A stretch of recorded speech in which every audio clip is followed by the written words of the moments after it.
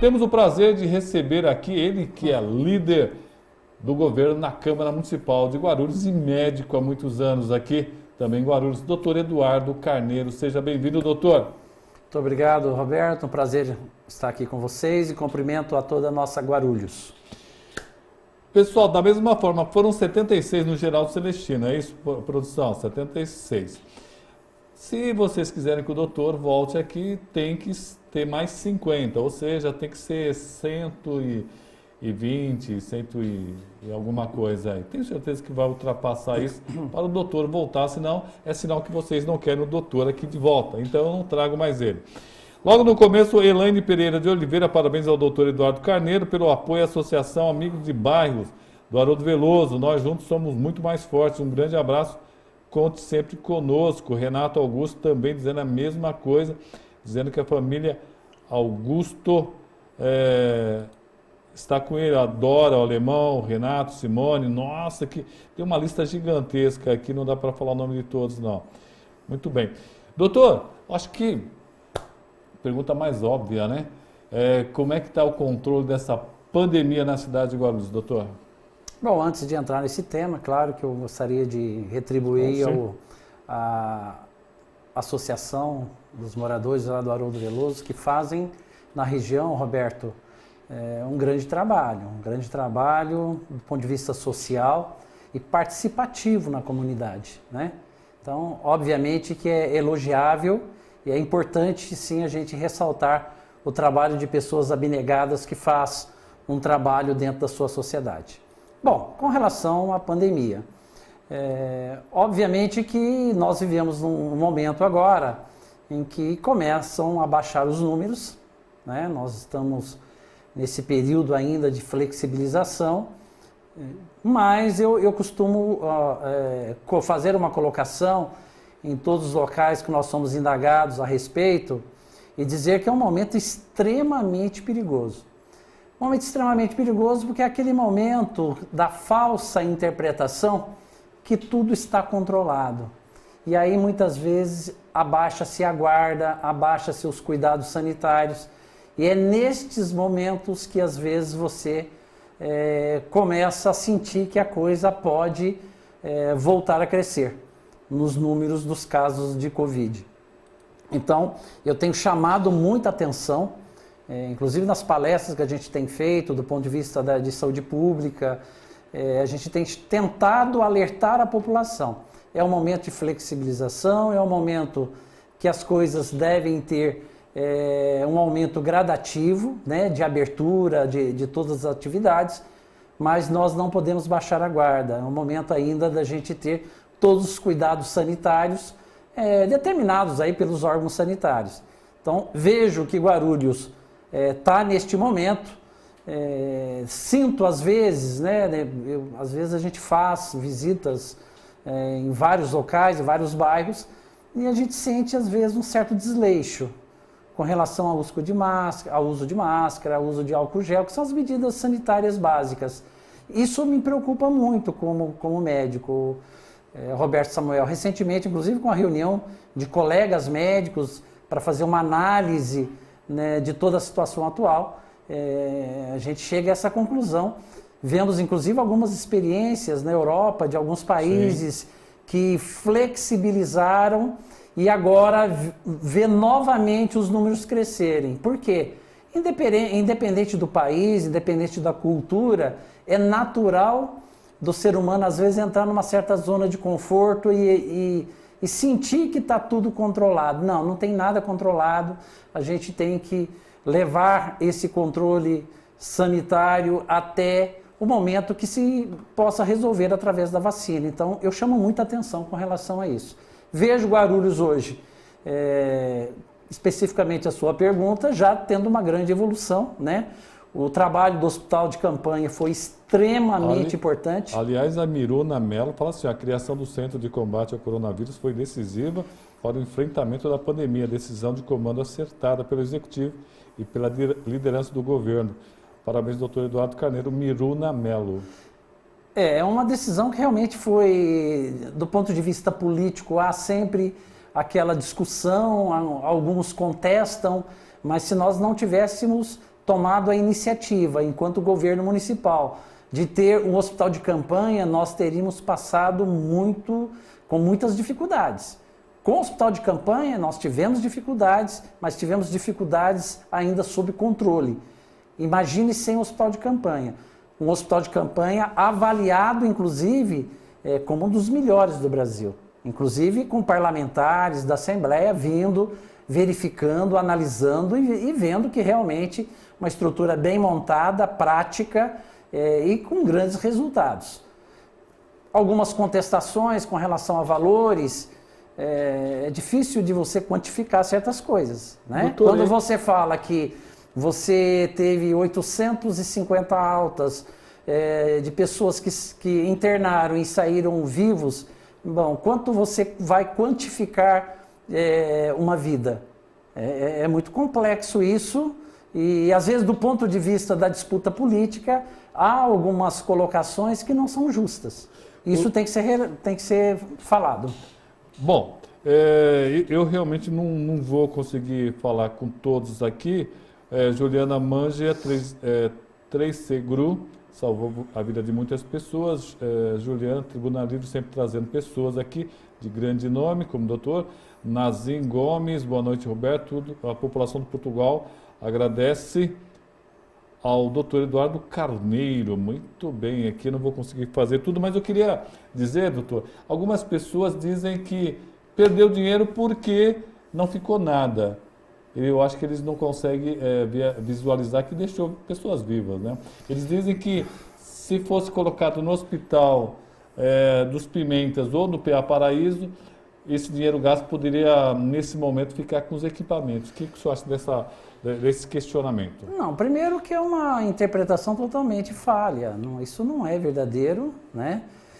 Quando alguém tem uma interpretação, né, tentando avaliar, isso é uma interpretação totalmente falha. Ela não é verdadeira.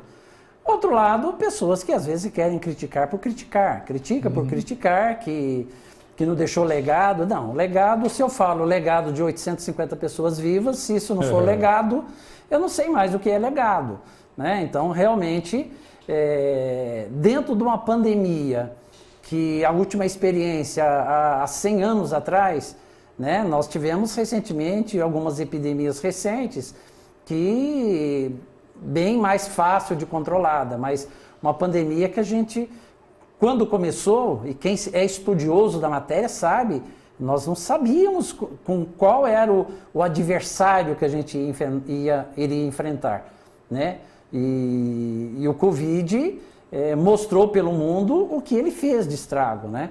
Eu acho que se você fizer uma comparação entre o que aconteceu em Guarulhos e o que aconteceu no país, né, ou o que aconteceu no mundo, você vai avaliar dentro de uma comparação que nós tivemos bons resultados. Legado. Dentro de uma pandemia, imagina você misturar dentro de um hospital o paciente Covid e o paciente não Covid. Você tem que fazer toda uma diferenciação desses pacientes sobre o risco de dentro da própria instituição você haver uma contaminação maior. E isso o governo municipal, de uma forma extremamente responsável, fez. Então, o hospital de campanha, de início nesse trabalho, fez com que nós tirássemos dos hospitais e das UPAs e dos PS todo aquele grande movimento dos casos mais graves de Covid. A partir do momento que foi passando o tempo, a Secretaria da Saúde ela foi se organizando melhor. No próprio HMU, como exemplo, foi com o tempo fazendo um espaço diferente do atendimento Covid, suspeitos e diagnosticados de Covid, do atendimento normal. Então, aí você foi tendo tempo para se organizar dentro da sua rede. Mas na minha avaliação, incontestável o trabalho que foi feito. A Nelisa Costa foi uma decisão sábia, que teve sucesso, segundo a opinião dela. Erinaldo Silva Bispo, boa noite, Roberto, vereador Eduardo, um parlamentar que tem uma visão além do seu tempo, muito consciente de seus projetos. Marcelo Gomes, o 3C Gru foi referência para o Brasil todos. A Nelisa Costa fala que salvar a vida não tem preço. Débora Lemos, boa noite, Roberto. Guarulhos atuou e atua com responsabilidade, muita atenção, transparente e seriedade. Débora Lemos. Fábio Manja, concordo, ainda não há controle desse vírus. O hospital de campanha foi a melhor iniciativa. Nazim Gomes, boa noite, Roberto. Toda a população está dizendo que o Jardim Portugal está com o doutor. Juliana, também conosco. Aqui Tavinho Botoni, boa noite, Roberto. E manda um abraço para o grande líder do governo, doutor Eduardo Carneiro. São centenas, mais de 100, não vou conseguir falar o nome de todos. Doutor, nós temos quantas UBSs na cidade de Guarulhos e se esse número é o suficiente para atendimento da demanda? Enquanto eu falo com o doutor aqui, ele passa um álcool na mão, eu vou pedir para você compartilhar, hein? Ô, produção, quando o Geraldo Celestino saiu, estava em 75, né? Precisa de mais 50. Ou seja, mais uns 120, 130 compartilhamentos, chegar a 130 compartilhamentos para o doutor voltar aqui. A última conta que eu fiz, eu acho que era 69, é isso? 69 UBS, né? É um número suficiente? Guarulhos é uma cidade muito grande, uma periferia muito grande, né, Roberto? Há algumas pessoas que, inclusive, acham que 69 UBS, Unidade Básica de Saúde, o postinho de saúde, que faz o atendimento primário, lá na base do atendimento médico, acham que são muitas unidades. Eu tenho uma interpretação diferente. Eu acho que é um número bom, mas ele ainda deve crescer, né? Para a gente avançar no atendimento primário. Você vê que, muitas vezes, nós ainda temos um grande movimento em unidades de urgência e emergência, como UPA, PAs e pronto-socorros de hospitais, que muitas vezes você pode resolver na própria base. Na base aonde? Na unidade básica de saúde. Mas nós temos muitas dificuldades com relação sobretudo na minha classe, da parte de médicos, nas unidades mais distantes. É verdadeiro, realmente existe uma dificuldade de profissionais médicos em unidades básicas mais distantes. Eu acredito que nesse governo, no nosso governo Guti, nós avançamos muito no atendimento secundário. Avançamos a partir do momento que nós iniciamos o governo com uma UPA São João, e terminamos o governo, nós, até o presente momento, né, até o final do mandato, nós saímos de uma UPA e fomos para 4 UPAs. Nós tínhamos a UPA São João, hoje nós temos a UPA São João, temos a UPA Cumbica, a UPA Paulista e a UPA Tabuão. Me fala só para o pessoal entender, qual a diferença entre uma UPA e uma UBS, por exemplo? Na UBS, normalmente, se atende à especialidade básica, clínica, pediatria e ginecologia. Consultas agendadas, onde você faz um acompanhamento. Consultas com acompanhamento, com hora marcada, você faz... O médico tem um prontuário desse paciente e faz o acompanhamento. Tipo um consultório. Isso nós chamamos de atendimento primário.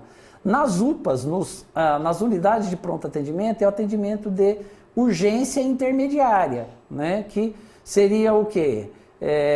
O indivíduo tem um problema agudo, teve uma diarreia, teve uma febre, ou mesmo um trauma, claro que ele não vai na UBS, ele vai numa unidade de pronto atendimento, onde você tem condição melhor de dar um suporte, né? Você tem medicamentos, você tem profissionais treinados para dar um atendimento de urgência. E os hospitais, eles ficam com o atendimento mais complexo, que seria as internações, as cirurgias. O que a gente vê de falha nesta estrutura do SUS, que é uma estrutura muito bem montada do ponto de vista técnico e teórico, mas que às vezes a gente tem algumas falhas, né? Eu pessoalmente, tem muitos profissionais que defendem que os hospitais, eles deveriam trabalhar apenas a nível de retaguarda, de você ter um atendimento de urgência e emergência na porta, né? Não casos de pronto atendimento, que é uma complexidade menor, e você ter os hospitais focados no atendimento do paciente da UTI, do paciente internado, das cirurgias. Então, O modelo teoricamente seria mais esse. Devido à própria falha no sistema, e por isso que a gente tem que continuar avançando sempre, muitos casos, às vezes, que não são casos de complexidade, acabam indo para os hospitais, né? Então, eu acho que a gente precisa avançar mais. Voltando à sua pergunta, temos UBSs em número suficiente? Na minha avaliação, não. Eu acho que a gente tem que evoluir aí mais umas... Se nós temos 69, talvez umas 80 unidades básicas de saúde, dentro de uma realidade do tamanho do município, pelo que a gente anda, pelo que a gente vê de abrangência, claro, com profissionais para se atender, né? Talvez um grande desafio já para o próximo governo, e é um desafio que já vem há muito tempo, de você conseguir levar os profissionais médicos para as regiões mais periféricas. Aí tem outros modelos que pode se ajustar. Acho que o governo evoluiu muito bem nesse atendimento secundário, de 1 para 4 UPAs, de 2 CEMEGs para 4 CEMEGs. Nós tínhamos o CEMEG Centro e o CEMEG São João. Hoje nós temos ainda o CEMEG Pimentas e o CEMEG Cantareira. Então nós evoluímos de 2 para 4. Então houve uma evolução, além da melhora da parte estrutural do Hospital Municipal de Urgências, inegável, inclusive com uma UTI de altíssima qualidade. Rapidamente só, eu gostaria da sua observação técnica. Acho que ia ser interessante se as UBSs pudessem estender os seus horários, doutor, até as 23, até as 24, até a meia-noite, dependendo do local, lógico, né? Porque aí, de repente, está lá o prédio, você não precisa fazer novos investimentos e, de repente, você pode atender um número maior de pessoas, inclusive trabalhadores, que não podem ir na UBS durante o dia. Gostaria que o senhor fizesse uma análise dessa sugestão. É possível? É viável? Muito bem colocado, Roberto Samuel, e que o programa de governo do então candidato a prefeito, Guti, da parte da saúde, eu participei com algumas sugestões, junto, inclusive, com o atual secretário, nosso colega, Dr. José Mário. E dentro das propostas, nós colocamos isso, que as unidades básicas, como você já tem uma estrutura, que se a gente fizesse o terceiro turno das 17 às 21, que é a nossa proposta, e sábados das 7 às 19, nós aumentaríamos o atendimento, o número de atendimento dentro da própria estrutura que já existe. Exato. Bom, isto obviamente foi colocado no programa de governo, e o que foi feito? Foi feito algumas unidades funcionando aos sábados das 7 às 19 em rodízio. Ah, mas por que não foram todas? Você trabalha de acordo com o orçamento. Lembro que no início do mandato nós tínhamos aí uma dívida de 7,4 bilhões, dívida para todo lado, uma situação praticamente caótica do ponto de vista administrativo e financeiro, e que o governo teve com o tempo que ajustar isso. Não tem como fazer nada em termos de política pública se você não tiver um orçamento condizente. Isso nós tivemos essas dificuldades. Então, este modelo das 17 às 21 para o terceiro turno da unidade básica e das 7 às 19 aos sábados é um modelo que estava, inclusive, dentro do nosso cronograma de trabalho junto ao governo Guti.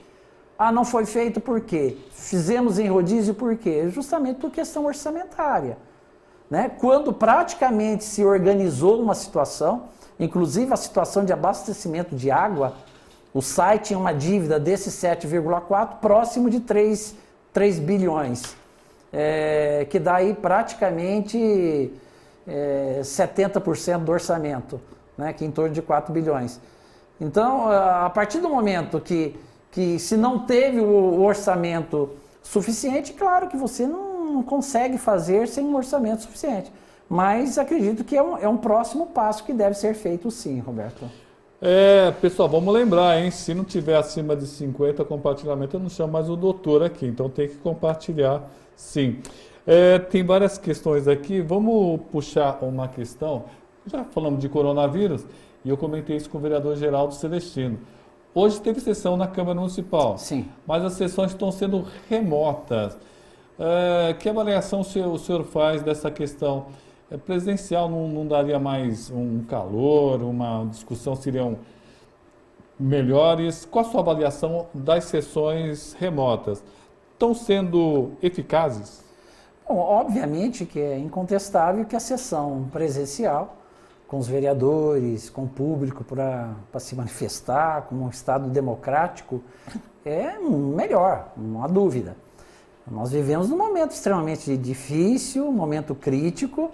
Nós temos vereadores que, inclusive, e não são poucos, que estão dentro de um grupo de risco e a gente tem que ter uma responsabilidade com relação a isso. E aí, esse modelo de se fazer não presencial, online, é um modelo que, na minha avaliação, apesar de algumas dificuldades técnicas no começo, é um modelo que houve uma boa resposta. O Legislativo trabalhou bem. O trabalho não está sendo prejudicado? Não está sendo prejudicado, o trabalho está fluindo, as deliberações, os projetos. Claro, eu acredito que a sessão presencial ela é muito mais calorosa, né? As discussões elas são muito mais próximas e isso gera, toda vez que você tem uma discussão mais calorosa, claro que chega-se a uma conclusão, né, de determinado fato, e assim é o Estado democrático de direito, é normal. Mas nesse momento, Roberto, não há a mínima condição.